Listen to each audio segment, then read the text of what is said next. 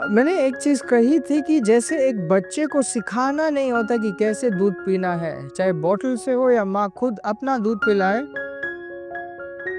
उसके अंदर जो शिशु का जीवन है वो अपने आप में रखता है कि उसे दूध पीना है, and it works on its own.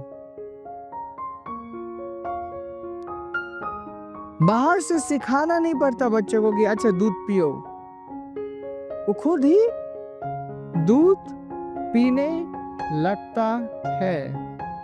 इसका रेफरेंस, इसका संदर्भ अच्छे से समझिए। मैंने बोला था कि जब हम फास्टिंग करते हैं, आत्मा में जो जीवन है वो जाग जाती है।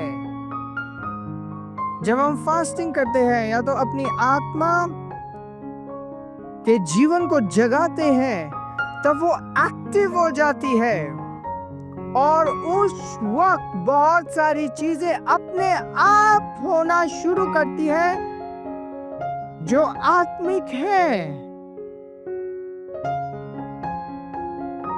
अब मेरी बात समझ पा रहे हैं?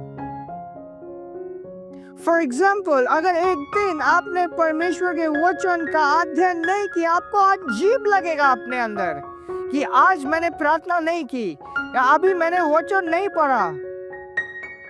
वो एक चिन्ह है, वो एक साइन है। किस बात की साइन?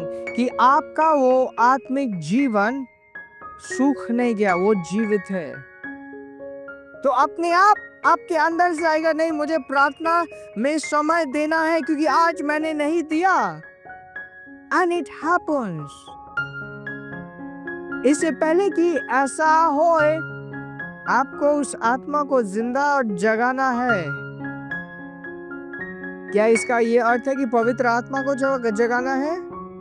पवित्र आत्मा तो अपने पूरे संपूर्णता में हमारे अंदर है, बट बात ये होती है कि उससे हम भरे नहीं होते, उससे हम कार्य नहीं कर रहे होते।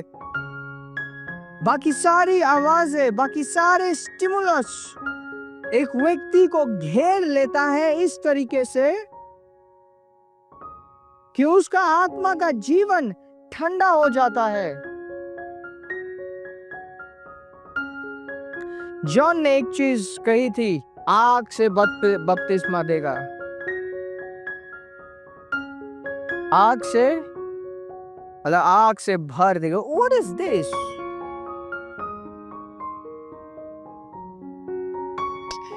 Long time back I was listening to a person जो कह रहा था कि आग से बपतिस्मा भी बहुत लोग का हुआ है, मसीह के कारण उनको आग में जला दिया गया। But that is not what he referred to. जब हम पवित्र आत्मा, ध्यान दीजिए, जब हम पवित्र आत्मा को ध्यान देते हैं, जब हम पवित्र आत्मा से भरते हैं और आत्मिक चीज में इन्वॉल्व होते हैं, ये जो आत्मा का जीवन है हमारे अंदर एक सेंटर स्टेज लेने पाता है। एक अलग तरीके का जुनून हमारे अंदर उत्पन्न हो जाता है जो पहले नहीं था। एक अलग तरीके की सीरियसनेस हमारे अंदर जन्म लेती है जो पहले नहीं था।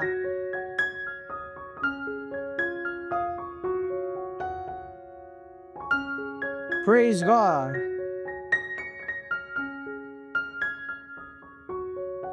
इस एरिया में बहुत ज्यादा कंफ्यूजन है।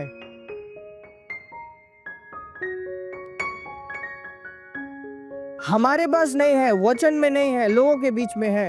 क्योंकि जब कोई एक व्यक्ति सीखता है, सुनता है, वो उसका ये नेचुरल टेंडेंसी होता है कि वो शारीरिक स्तर में जो हो रहा है उसके साथ थोड़ा सा मेल खा के देखे,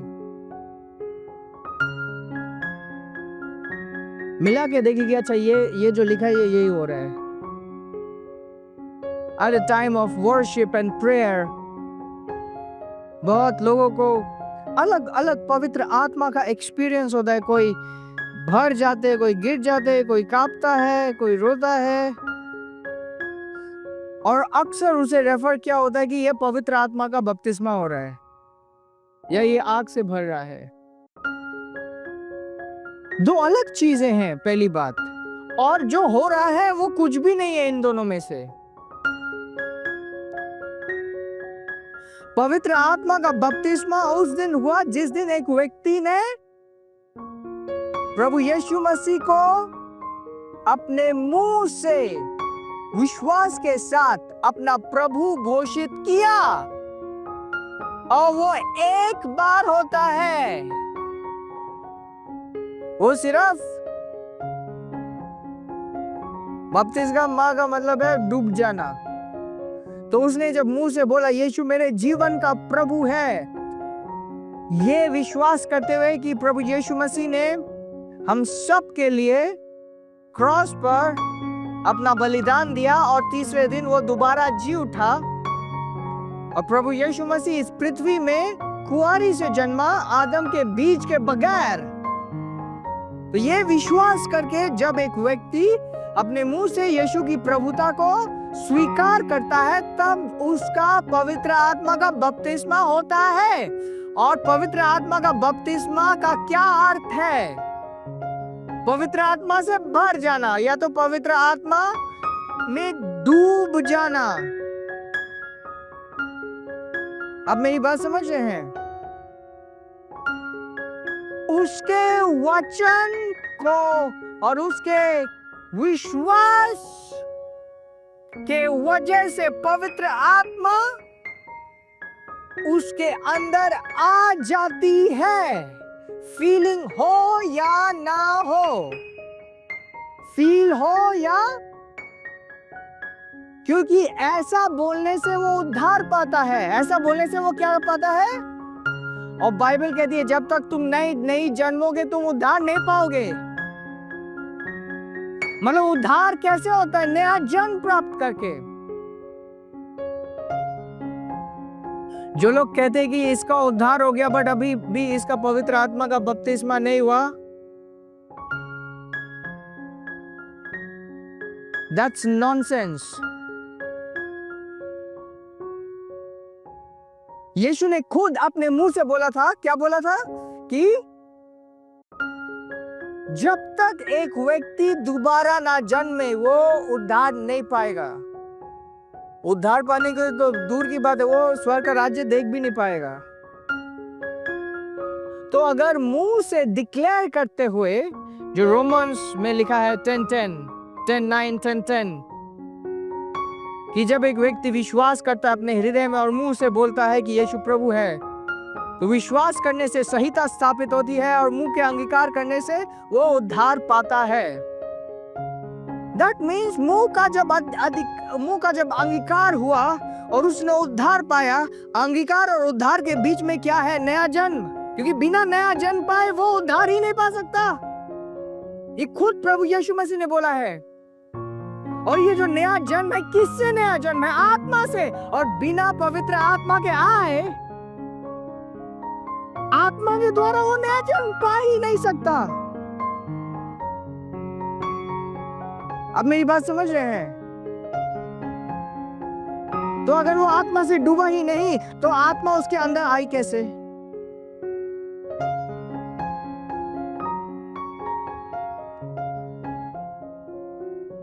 Praise God।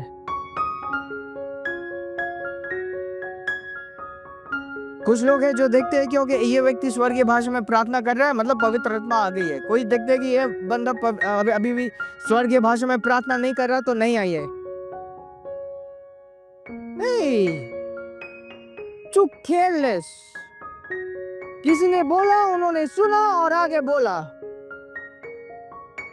दोबारा जिसने सुना वो आगे बोला और बोलता गया और ये सालों साल शैतान का औजार बन गया परमेश्वर के भवन में। ऐसे झूठ शैतान के क्या है? औजार है। एक व्यक्ति जो स्वर्गीय भाषा में प्रार्थना नहीं करता, इसलिए नहीं कि वो कर नहीं सकता, इसलिए कि उसे पता नहीं है और वो वेट कर रहा है। उसको बोला क्या इतना कि तुम्हें अभी भी पवित्र आत्मा नहीं मिली, वो प्रार्थना करता है, प्रभु पवित्र आत्मा दे दो। क्या दूसरा, तीसरा, चौथा पवित्र आत्मा आएगा? It's not possible. खुद के पर्सनल लाइफ में जब शैतान से उसे डील करना होता है, उसके दिमाग में चलता है, ओ मेरे पास पवित्र आत्मा नहीं है, कैसे होगा? तो उसका जो विश्वास है वचन के ऊपर ही नहीं है, किसी से सुनकर आया है।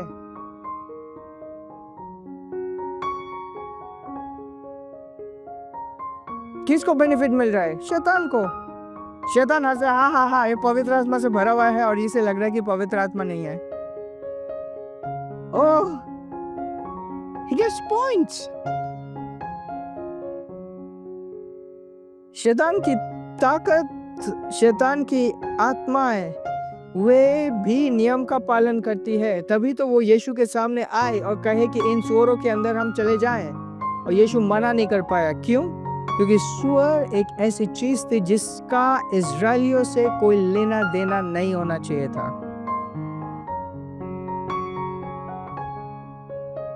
तो शैतान आराम से कह सकता है, इसका तो ये तो विश्वास भी नहीं करता ये पवित्र आत्मा है। Let me just enter.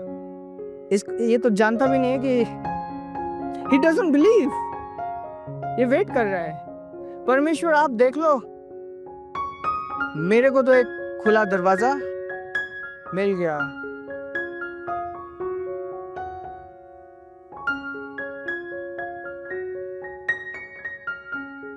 What is baptism by fire? अब ध्यान दीजिए, जब पवित्र आत्मा हमारे साथ एक हो गई,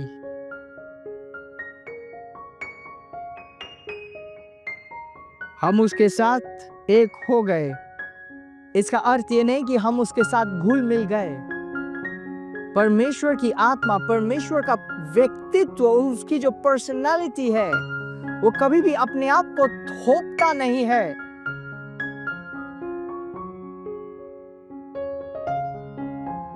उसे इनविटेशन चाहिए होता है, उसे invitation.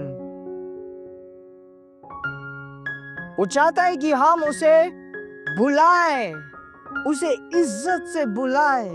He's gentle.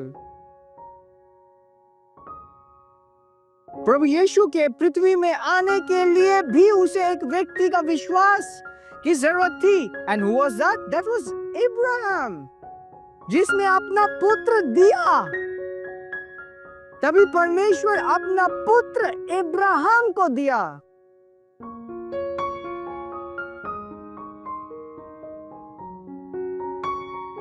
Do you see this?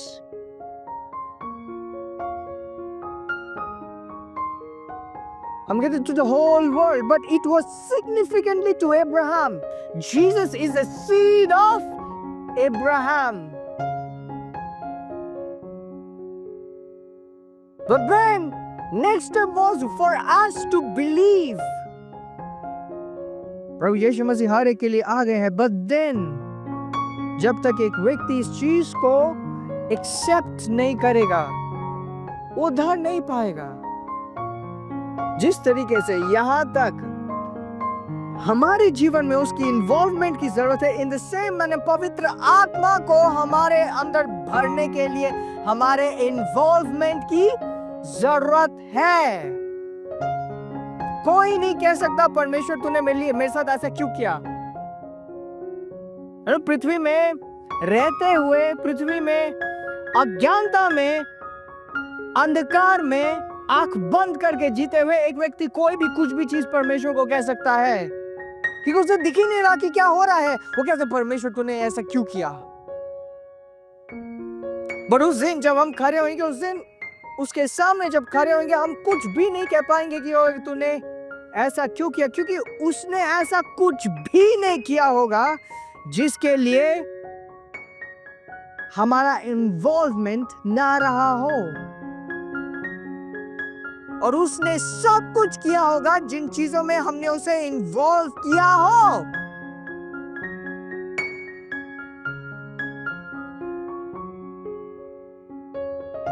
अब समझिए मेरी बातों को।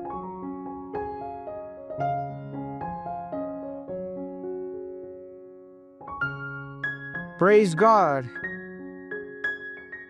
तो जब हम पवित्र आत्मा के साथ रिलेट करना आरंभ करते हैं, जिस वक्त हम पवित्र आत्मा के साथ फेलोशिप करना आरंभ करते हैं, समय देकर, कुर्बानी देकर, उसके डायरेक्शंस को विश्वास के साथ आजमा कर, अगर उसने बोला ये करो, सो ही वेट्स कि नेक्स्ट स्टेप पता चलेगा जब ये व्यक्ति करेगा। इससे आगे मैं तब बात करूंगा जब वो praise God.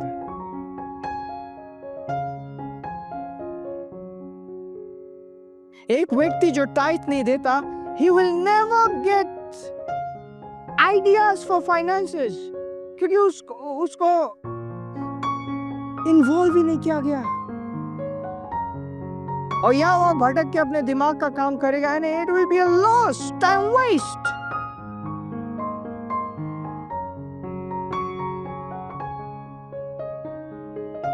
Praise God. Same goes every side.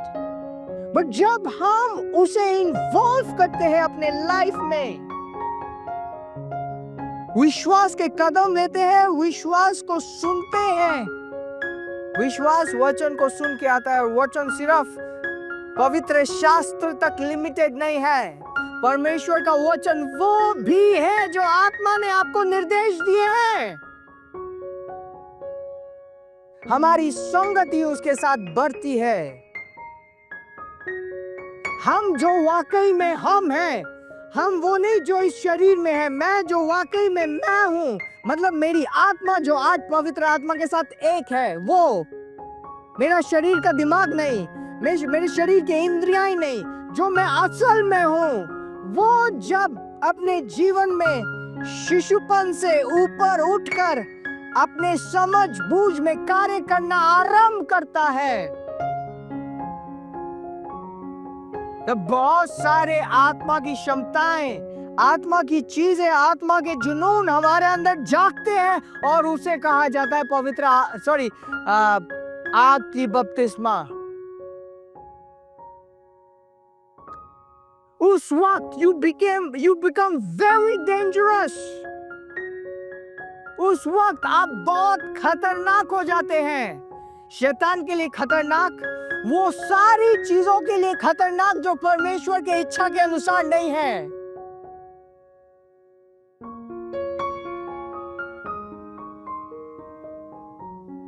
A person who is baptized with fire is very or extremely dangerous to any and everything which is not in the plan of God.